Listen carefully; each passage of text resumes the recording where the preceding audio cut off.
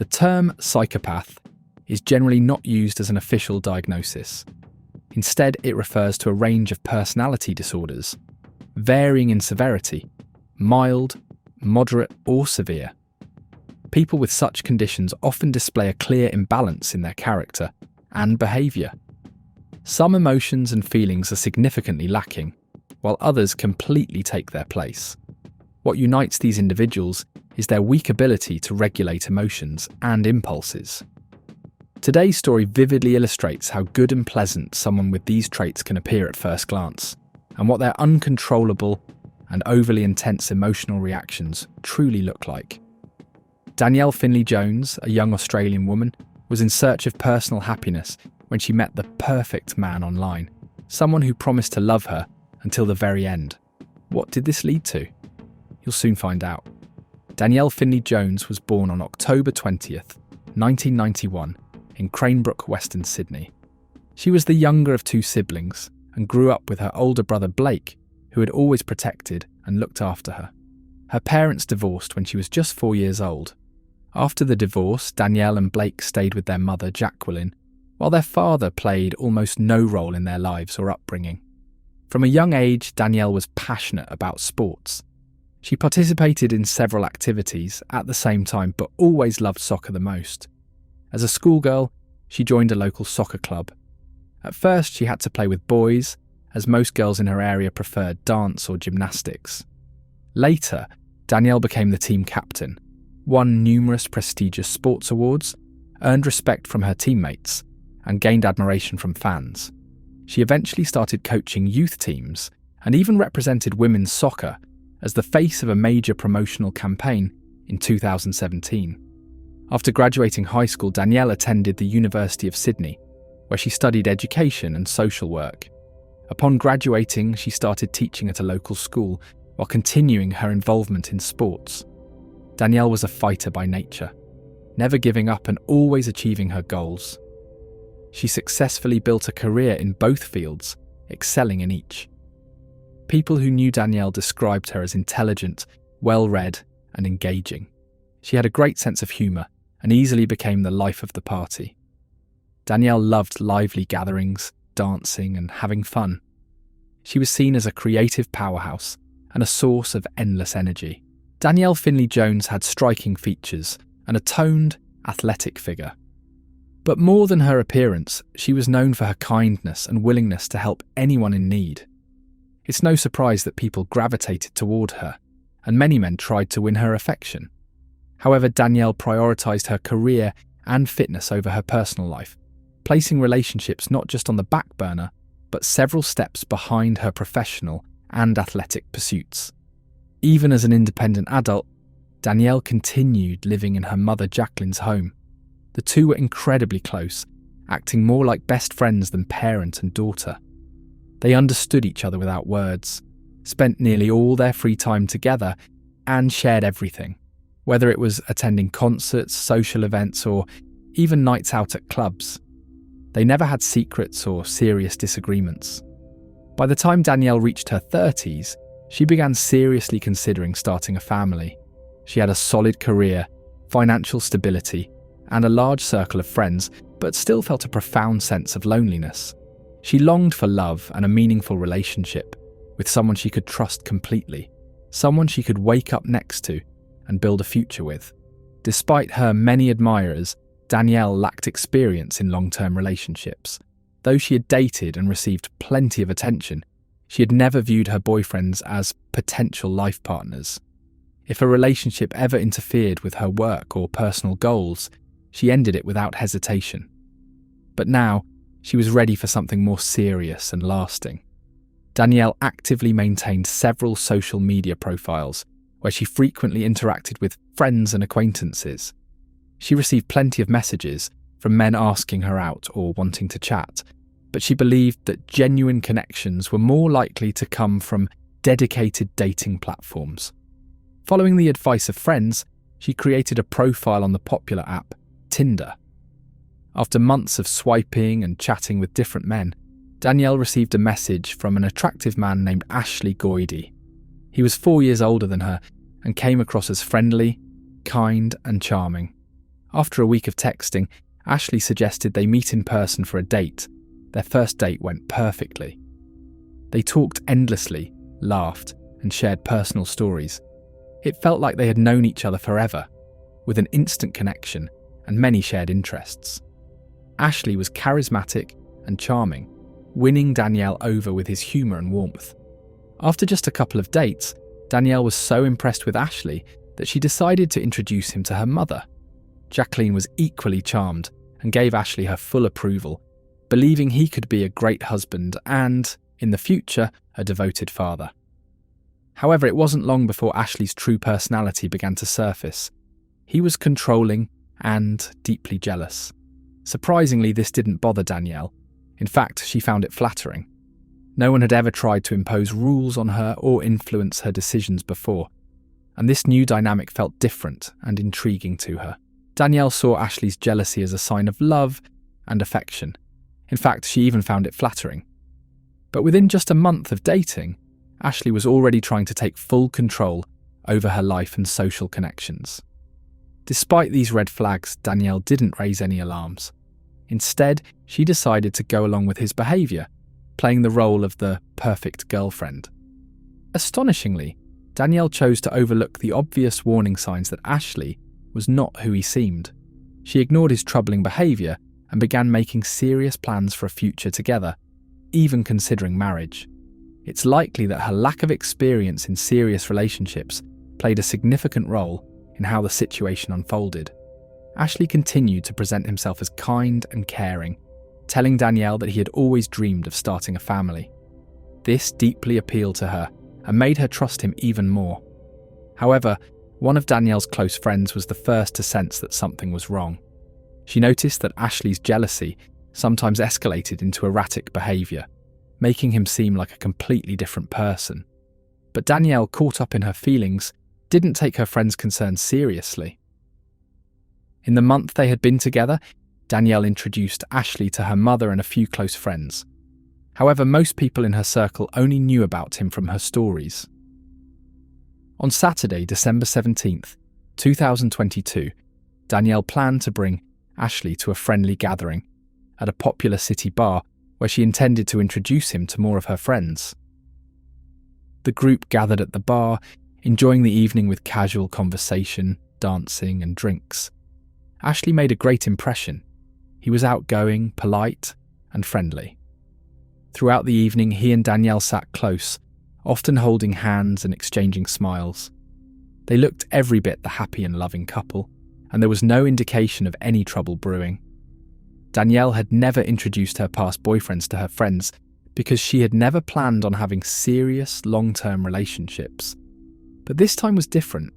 She presented Ashley almost like a fiancé, surprising everyone given that they had only been together for a little over a month. Still, her friends understood how important this relationship was to her. Everything seemed perfect until someone in the group suggested a game involving bold and provocative questions, which everyone would answer randomly. It was all in good fun, with people coming up with creative and quirky questions on the spot. When it was Danielle's turn, she was asked if she had ever had a one-night stand with a stranger. The room fell silent. Danielle, clearly embarrassed, hesitated before offering a shy smile and admitting that she had. At that moment, Ashley's demeanour shifted dramatically. His face hardened, and his behaviour became hostile and erratic. Grabbing Danielle roughly by the arm, he turned her toward him and began yelling at her in front of everyone. He accused her of being irresponsible and immoral, using harsh and offensive language. The other guests were stunned, unsure if Ashley was joking or being serious. The mood turned uncomfortable as they watched Danielle, who appeared equally confused and caught off guard. She couldn't understand why Ashley had suddenly lashed out at her. Ashley claimed that during their first date, he had asked Danielle a similar question about fleeting romantic encounters, and she had denied it. Now she had given a different answer, and in front of others, which Ashley took as a personal insult. Her unthinking response in the light-hearted game triggered an uncontrollable and intense emotional reaction in him. Simply put, he exploded with anger, and his state bordered on a complete loss of control. Although Ashley's reaction was grossly disproportionate to the situation, Danielle felt guilty about what had happened and tried to defuse the conflict. She attempted to smooth things over, but Ashley rudely pushed her away and stormed out of the bar. Even outside, he continued the argument, sending her a series of offensive text messages. Danielle apologised to her friends for the scene and said she would try to calm Ashley down by talking to him face to face. She stepped outside to find him, staying away for about 15 minutes before they both returned to the bar together. They sat back down with the group as if nothing had happened. It seemed the argument was resolved, though the awkward tension lingered among those who had witnessed it. No one brought up the incident again, hoping to avoid further conflict. The group chalked it up to alcohol, stress and nerves about meeting new people. The rest of the evening passed uneventfully, with Ashley behaving calmly for the remainder of the night. After midnight, the group began to part ways.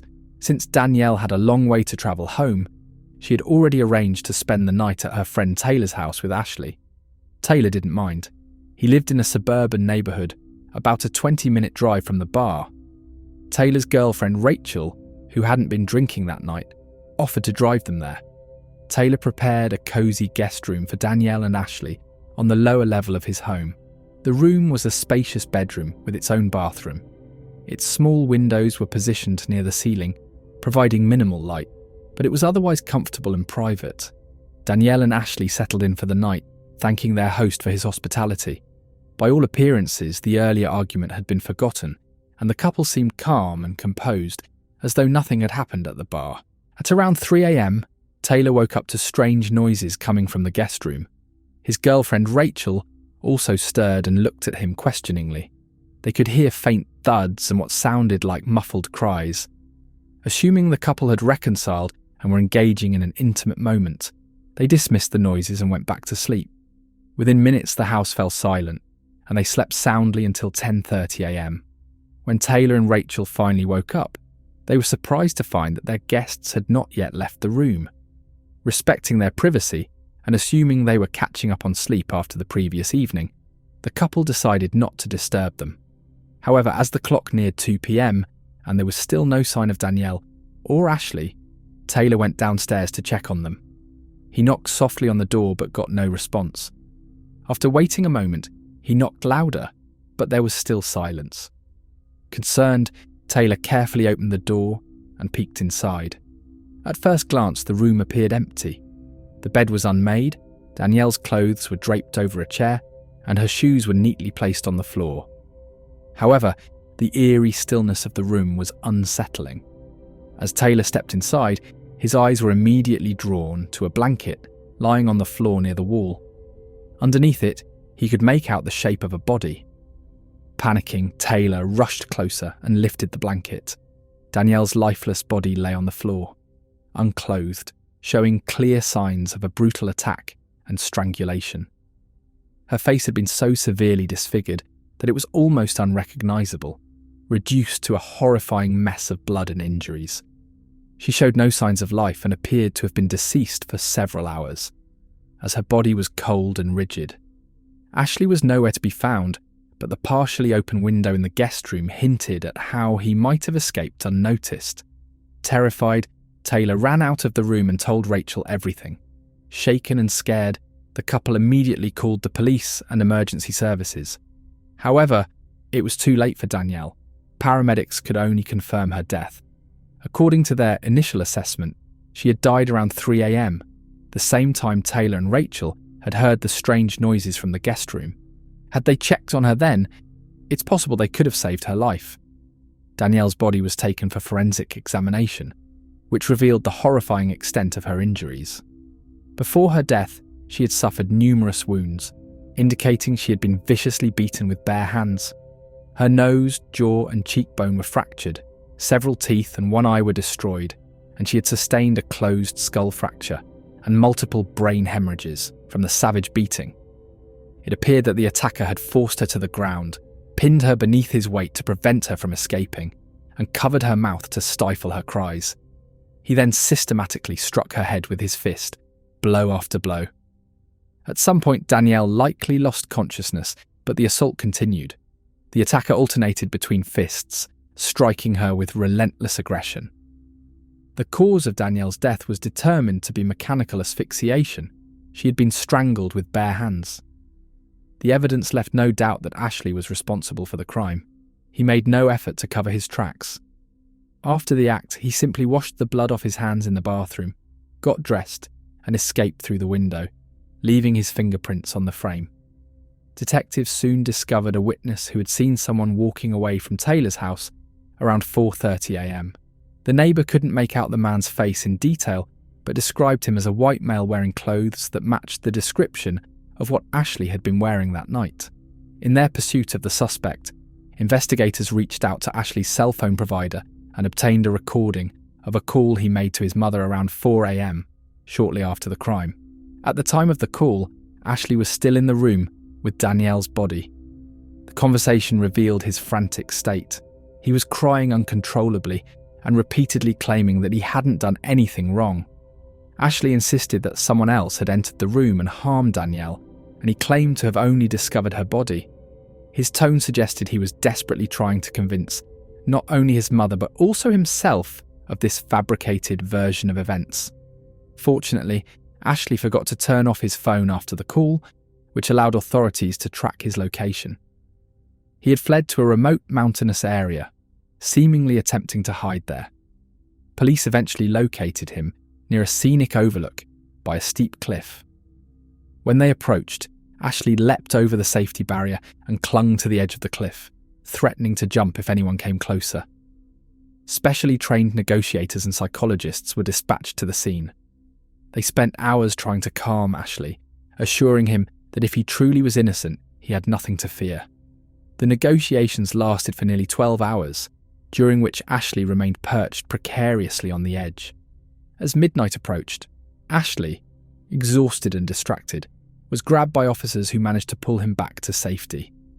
Ashley's behaviour was erratic. He screamed, resisted, cried, and repeatedly threatened to end his own life. In his unstable state, questioning him was impossible. He was taken to a psychiatric facility where professionals stabilised him and concluded that he had been in such a heightened emotional state that he likely would have jumped had the officers not acted in time. Ashley was later diagnosed with several psychological disorders, including excitable psychopathy, a condition marked by sudden outbursts of rage and episodes of unprovoked aggression. Following the arrest of Ashley Goyde, investigators dug into his background, only to be horrified by what they discovered. Danielle was far from his first victim.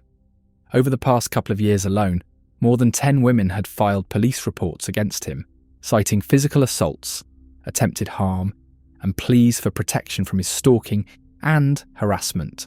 As it turned out, Ashley grew up without a father, struggled with severe mental health issues from a young age, and exhibited extreme aggression toward others. His first victims were his own mother and 2 sisters, who silently endured his outbursts and physical aggression without reporting him, fearing the consequences for their family. When he was calm, Ashley could appear completely normal and rational. However, the smallest trigger could shatter this facade, unleashing what could only be described as a monstrous side. During his teenage years, Ashley developed sudden and intense fixations, particularly in his relationships with women. Blessed with good looks and a charming personality, he had little trouble meeting new romantic partners, but once involved, he quickly viewed these women as his property. If a girlfriend tried to disagree with him, he would resort to physical aggression. If a partner ended the relationship, he would begin stalking and attacking her whenever the opportunity arose. Between 2015 and 2021, at least 11 women filed complaints against Ashley for harassment, assault, and threats of harm. In 4 of these cases, the situations were somehow resolved amicably, leading the victims to withdraw their statements. However, the remaining women succeeded in obtaining restraining orders to keep him away. In early 2021, Ashley viciously assaulted one of his girlfriends and nearly strangled her. The woman took the case to court, and Ashley was found guilty.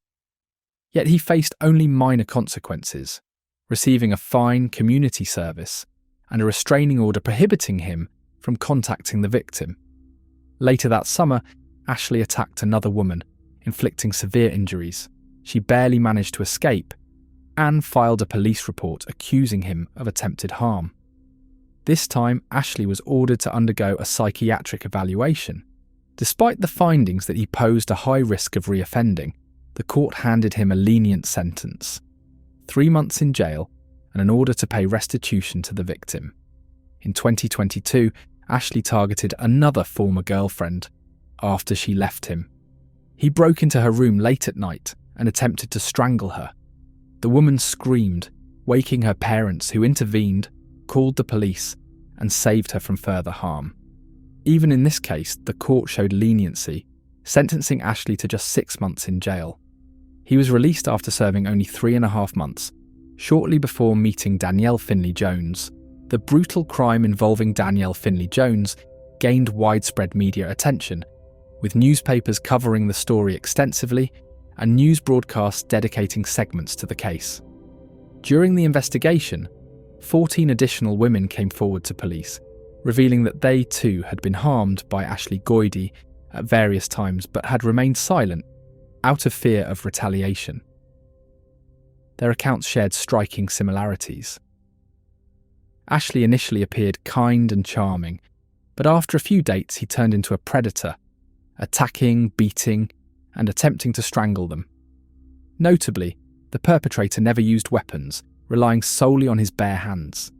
In court, many of these women testified as victims, voicing their concerns that Ashley might once again escape with minimal punishment, be released, and seek revenge on them.